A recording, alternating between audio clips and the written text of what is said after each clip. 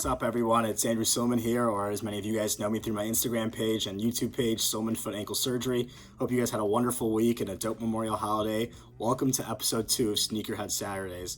Today we're going to be talking about something a little bit different. I had a lot of people message me on my Instagram page. I had friends text me and say, hey, we want to learn more about bunions. Just as I had mentioned last week, I am not a podiatric physician. I am a student, so I'm going to be sharing my knowledge that I've learned thus far through podiatric medical school.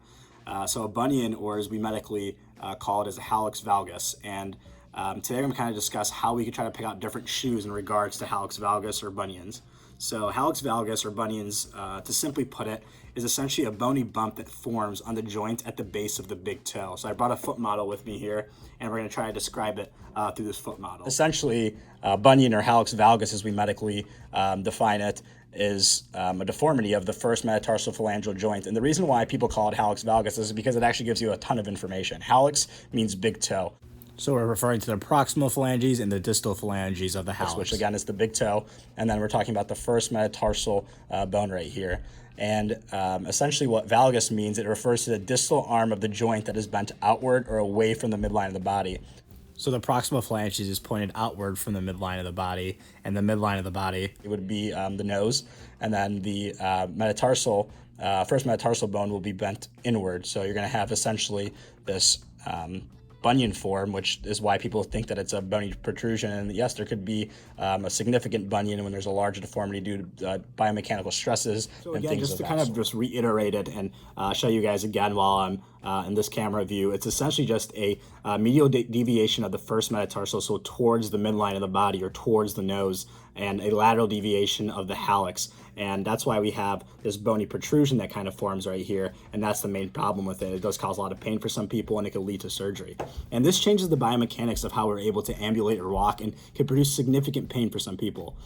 These can come from many different things. It could be congenital, meaning you're born with it. It could come from foot injuries, neuromuscular disorders. People who suffer from flat feet are more inclined to develop this. And their occupations could lead to this. Like if you're a ballet dancer, if you're on your feet a lot, this could lead to these kinds of deformities. And according to the American Podiatric Medical Association, if the pain persists, this is an indication that the bunion may get larger and more painful if it's left untreated. So to avoid surgery, podiatrists really recommend that you get an early evaluation to try some conservative therapies at first. They could try things such as padding and taping. They could use medications such as anti-inflammatory drugs and cortisone injections to try to ease the pain during the acute stages. They could even try physical therapy or orthotic devices to try to control the foot function and reduce the symptoms of the foot pain.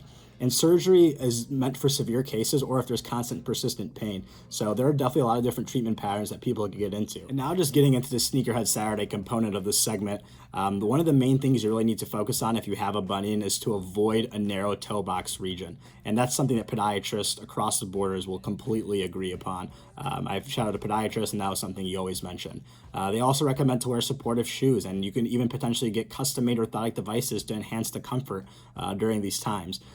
To try to start off with some conservative therapies. And people with bunions, they always mention that when you have a bunion, their foot never lets them forget it, because when you're purchasing a shoe, you're going to feel it essentially. If you have a pretty severe deformity, if it's bent outwards, to a significant degree, it will show up when you're purchasing shoes essentially. And according to Dr. Bruner, New York podiatrist, patients should avoid extremely riding shoes that lack support and have a narrow toe box region. This is something that she flat out says. The shoe that I see that is consistently recommended across all podiatrists is New Balance. These shoes are very versatile, and many podiatrists recommend it. The podiatrist I shadowed in Indiana recommended it to almost every one of his patients, and he even went as far as giving them discounts because he was affiliated with the New Balance store, and patients would receive discounts when they'd go. The reason why he would recommend this is because of the wider toe box region. And if we're just going to show the comparison of my Nike React Fly knits compared to my New Balance 880s, there's a significant difference. As you can see, the New Balances, they have a lot wider toe box region compared to the Fly knit. And if you go through the bending test, this is a very supportive shoe. You get the versatility and the flexibility right here, but then you have the midfoot, being very, very supportive. And that's something that they highly recommend. So just to reiterate, if you guys have bunions, make sure that you go and try to, get early therapy, and make sure that you also try to purchase a shoe with a wider toe box region. So thank you guys. Hope you guys have a wonderful weekend, and peace.